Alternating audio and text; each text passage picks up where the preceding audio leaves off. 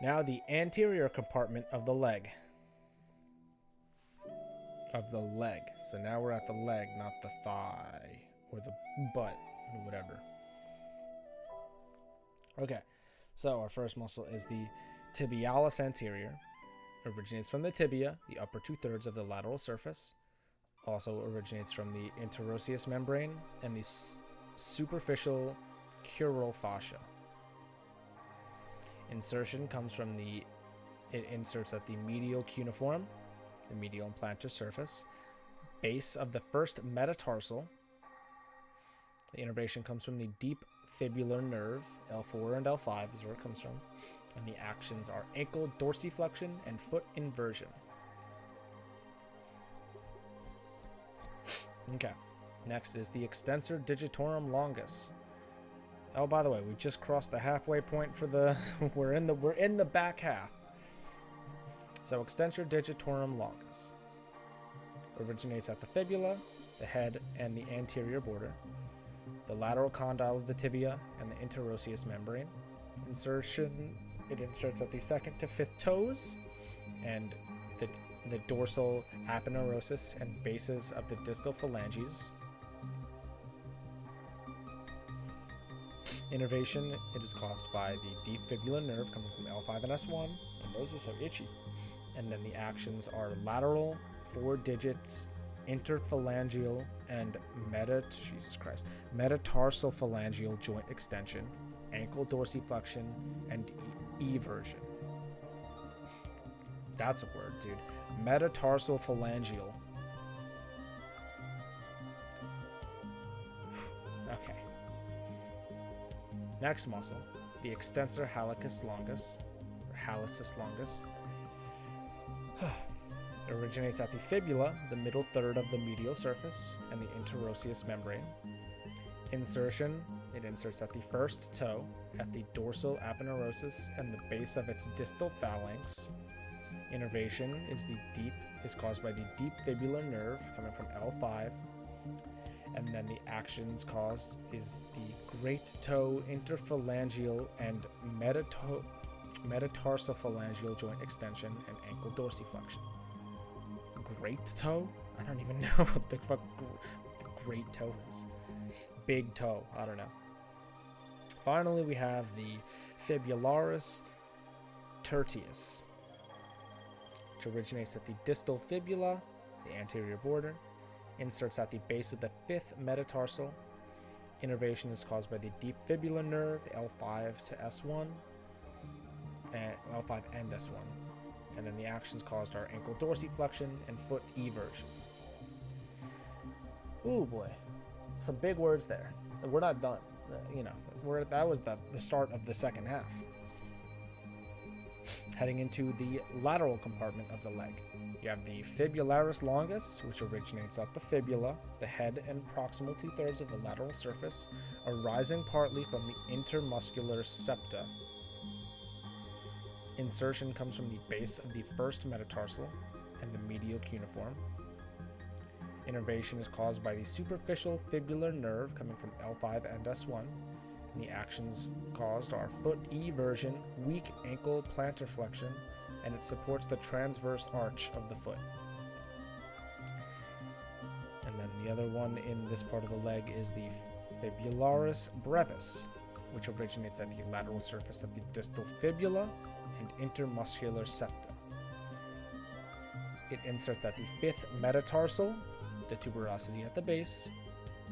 Innervation is caused by the superficial fibular nerve coming from L5 and S1, and the actions caused are foot eversion and weak ankle plantar flexion. On to the posterior compartment of the leg. We have the gastrocnemius.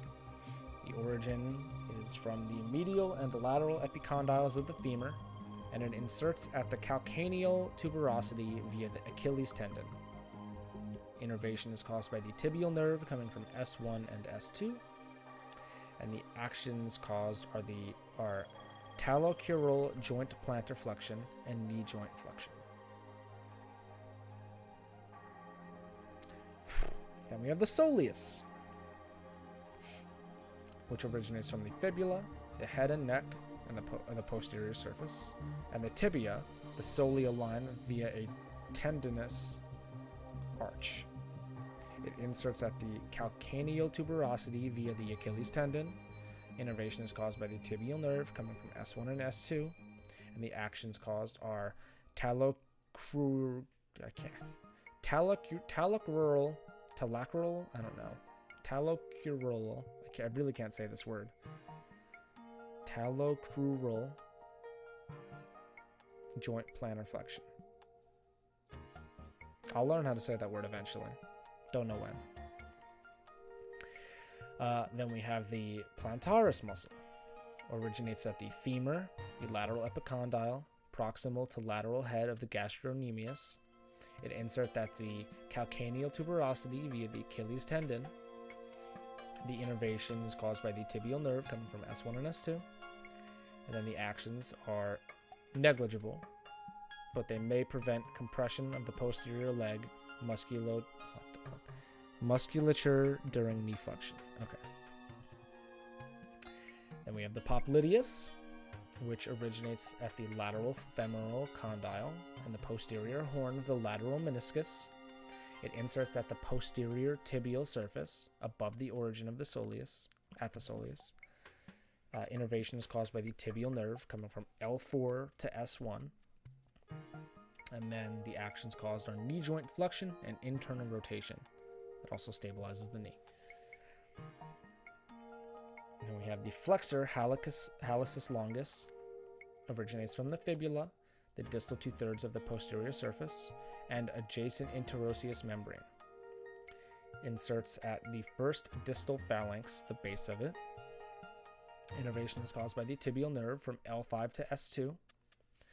And then the actions caused are talocrural, I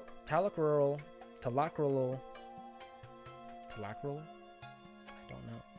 I should plop that into Google. Talocrural joint flexion, subtalar joint inversion, supination, MTP and IP joints of the first toe plantar flexion, and it supports the medial longitudinal arch. Next is the flexor digitorum longus, which originates at the tibia, in the middle 1/3 of the posterior surface. It inserts at the 2nd to 5th distal phalanges, the bases of them. Innervation is caused by the tibial nerve coming from L5 to S2, and the actions are talocrural joint flexion, subtalar joint inversion, supination, MTP and IP joints of the 2nd to 5th toes plantar flexion. And finally, we have the tibialis posterior, which originates at the interosseous membrane and adjacent borders of tibia and fibula. It inserts at the navicular tuberosity, the medial, intermediate, lateral cuneiforms, and the 2nd to 4th metatarsal, the bases. Innervation is caused by the tibial nerve coming from L4 and L5, and the actions caused are talocrural joint plantar flexion, subtalar joint inversion, supination, and it supports the longitudinal and transverse arches. The synergist muscles for the pelvis and thigh. So this is for the knee, the tibiofemoral joint specifically. Flexion is caused by the biceps femoris, semitendinosus, semimembranosus, the gracilis, sartorius, gastrocnemius, popliteus, and the plantaris, but that's weak. Extension is with the rectus femoris, vastus lateralis, vastus medialis, and vastus intermedius. The medial rotation of the knee, of the fixed knee, is the semitendinosus, semimembranosus, gracilis, sartorius, and popliteus. And then the lateral rotation of a flexed knee, I said fixed, flexed for both of these last two. Lateral rotation of a flexed knee is bicep femoris. And that's the leg done. Ooh boy. Boy, oh boy. Take a drink, check your phone, mental break.